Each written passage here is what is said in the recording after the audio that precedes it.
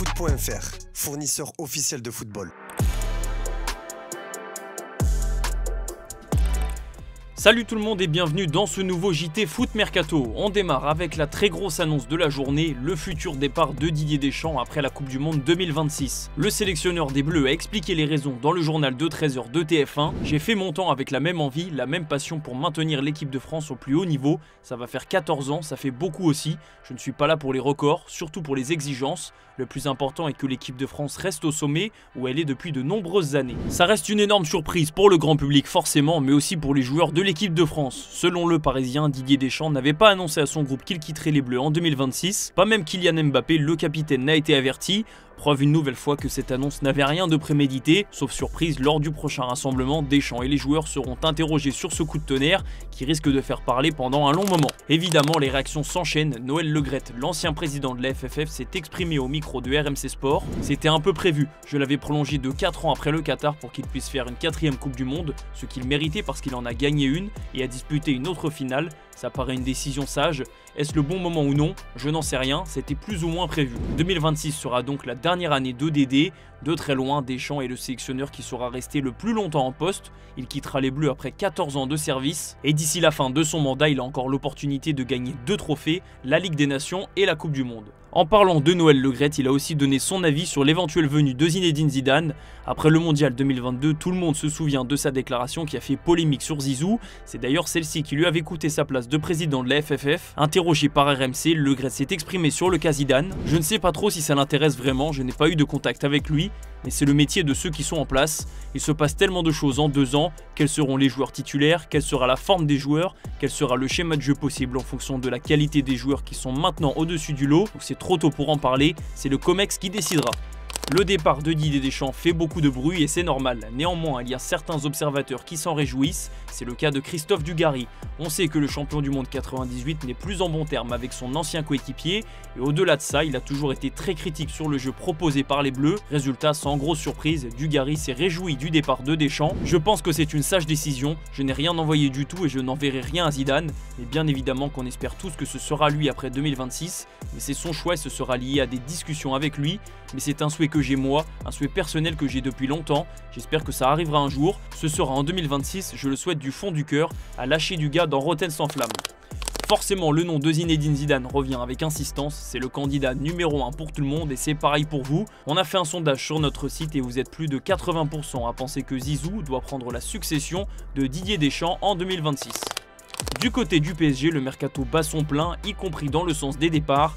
Il n'y a pas que Randal Kolo Muani qui pourrait partir, la situation de Nuno Mendes va aussi être suivie de très près. Selon nos informations, le latéral gauche portugais est bel et bien intéressé par l'option Manchester United, où il pourrait retrouver Ruben Amorim, son ancien coach au Sporting. Sauf surprise, les négociations devraient démarrer l'été prochain, et d'ici là, le PSG va tenter de poursuivre les discussions pour le prolonger. Le problème pour Paris, c'est que Nuno Mendes n'était pas du tout satisfait par la proposition de salaire du PSG, donc si le club de la capitale veut le conserver, il va falloir revoir l'offre à la hausse. Toujours en Ligue 1, le Stade Rennais a beaucoup recruté depuis le début du mercato et ça pourrait aussi s'agiter dans le sens des départs. D'après nos infos exclusives, Galatasaray a bien envie de faire venir un nouvel attaquant et va tenter sa chance avec Amin Gouiri. Le club turc devrait faire une première offre à hauteur de 13 millions d'euros, soit la moitié du prix payé par Rennes pour le recruter à Nice en 2022. Après son échec avec Georges Mikotadze, Galatasaray veut toujours faire son marché en Ligue 1. En revanche, si Amin Gouiri est amené à quitter Rennes, il pencherait plus pour un autre championnat. À Lyon, Jean-Michel Aulas a pris la parole, ça faisait un long moment que l'ancien patron de l'OL n'avait pas parlé de la situation de son club de toujours. Dans un entretien accordé aux médias carrés, Aulas a fait part de son inquiétude pour l'Olympique lyonnais. J'ai peur pour l'avenir de l'OL. À partir du moment où la DNCG a tous les pouvoirs et est concentrée sur une vision économique de l'entité OL et non pas de l'entité groupe comme le souhaiterait John Textor, ça va l'obliger à faire redériver un certain nombre de ressources vers l'OL et évidemment qu'il ne faut pas prendre à la légère les décisions de la DNCG. Je regrette parfois d'avoir vendu, bien sûr, j'étais le principal actionnaire mais je n'étais pas majoritaire. J'avais moins de 50%, les 2 autres actionnaires, Jérôme Sédou et IDG, actionnaires chinois, qui ne s'appréciaient pas particulièrement, se sont ligués contre moi après le Covid car ils avaient besoin de vendre, je ne pouvais pas résister à lâcher Jean-Michel Aulas. Cet après-midi, c'était la présentation de Luis Felipe, le nouveau défenseur de l'OM. L'international italien sort d'une expérience à Al Ittihad, le club de Karim Benzema.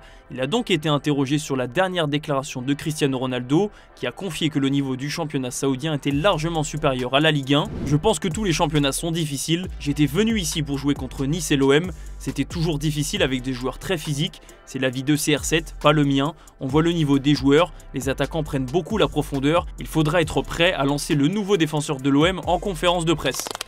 Direction l'Allemagne où le Bayern Munich est toujours focalisé sur la prolongation de Jamal Musiala. La pépite allemande est sous contrat jusqu'en 2026 avec le club bavarois. Les dirigeants du Bayern négocient avec Musiala depuis un long moment, mais toujours pas d'accord. Sur le papier, l'international allemand est partant pour prolonger au Bayern, mais d'après Bild, il voudrait inclure une clause libératoire fixée à 175 millions d'euros. Avec un contrat jusqu'en 2030, le clan de Jamal Musiala estime qu'une clause aurait du sens.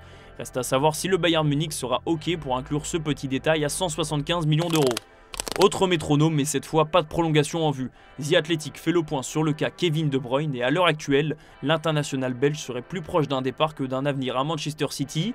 De Bruyne arrive au terme de son contrat avec les Sky Blues et il a toujours laissé planer le doute sur son futur. Cette saison, Kevin De Bruyne est moins fringant, déjà parce que Manchester City a traversé une crise inédite, mais aussi parce que les blessures ne l'ont pas vraiment épargné. À 33 ans, Kevin De Bruyne a gagné tous les trophées possibles avec le club anglais.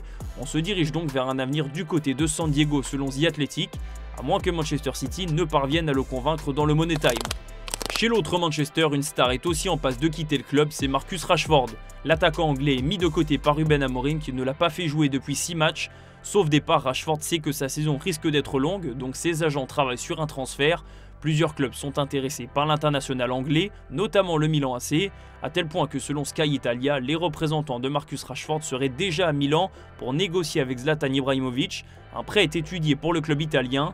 Ça sent la fin de l'histoire entre Rashford et Manchester United. En Espagne, le Barça est toujours en train d'essayer de régler la non-inscription de Pau Victor et Dani Olmo. Ce soir, le club catalan affronte Bilbao en demi-finale de la Supercoupe d'Espagne. C'est le capitaine Rafinha qui s'est collé à l'exercice de la conférence de presse de veille de match. Sauf que le Brésilien a été très cash sur cette situation et une déclaration a fait beaucoup parler. Ce qui se passe avec Dani et Pau, ça nous touche, je ne vais pas vous mentir. Si j'étais dans un autre club et que je voyais ce qui se passe avec eux, j'hésiterais à venir ici. Forcément, Joan Laporta n'a pas trop apprécié l'honnêteté du Brésilien, à tel point que les deux hommes ont eu une discussion assez mouvementée sur la pelouse du terrain d'entraînement. Pour la presse espagnole, c'est évidemment la conséquence de la prise de parole de Rafinha. Quoi qu'il en soit, tant que la situation de Dani Olmo et Pau Victor ne sera pas réglée, le vestiaire du Barça sera sur un fil. On passe aux officiels du jour. Brice Samba au Stade Rennais, c'est confirmé. Le désormais ex-gardien du RC Lens attendait que la situation se débloque entre les deux clubs. L'arrivée de Pau Lopez chez les 100 et or hier a clairement été un tournant. Samba s'est engagé avec Rennes jusqu'en 2029 et il a publié un message pour faire ses adieux aux supporters lensois. Représenter le RC Lens au plus haut niveau, à travers des rencontres qui ont résonné bien au-delà de Bollaert, est une fierté qui restera en moi pour toujours. Au-delà du sportif, ce sont les valeurs humaines de cette ville et de ce club, les salariés dévoués et les gens de cette région qui m'ont profondément marqué. Le PSG vient de remporter le trophée des champions, les Parisiens sont de retour en France et ils n'ont pas oublié leur qualité technique au Qatar. Le club de la capitale a publié une vidéo d'une brésilienne entre João Neves, Vitinha et Warren Zaïre-Emery. Attention, le niveau est très élevé, c'est notre image du jour, je vous laisse là-dessus et on se dit à demain sur Foot Mercato.